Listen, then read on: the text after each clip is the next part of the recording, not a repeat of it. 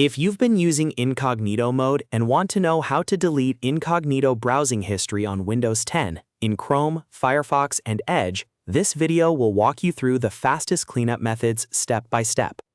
Now, it's important to understand that incognito mode does not store a normal browsing history inside your browser the same way regular browsing does, but there can still be traces left behind in DNS cache, temporary files, cookies, and site data.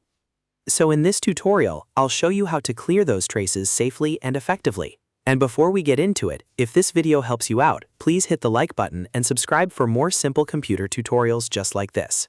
Alright, let's get started. First, we'll clear the Windows DNS cache. To do that, click the Windows search bar at the bottom of your screen and type Command Prompt. When Command Prompt appears in the results, right-click it and choose Run as Administrator. If Windows asks for permission, click Yes to continue. Now that Command Prompt is open with admin access, type the command ipconfig/flushdns and press Enter. Windows will clear the DNS cache, which can remove traces of recently visited domains from your system. Once the command runs successfully, you should see a confirmation message telling you the DNS resolver cache was flushed. This is a really important first step because even if your browser was in incognito mode, DNS records can still linger on the device temporarily. Now let's move on to Chrome. Open Google Chrome on your Windows 10 PC. On your keyboard, press Ctrl, Shift, and Delete at the same time. This shortcut opens the Clear Browsing Data window. From here, make sure you select Browsing History, Cookies and Other Site Data, and Cached Images and Files. These options help remove local browsing traces, temporary site data, and stored content. Next, open the Time Range menu and change it to All Time.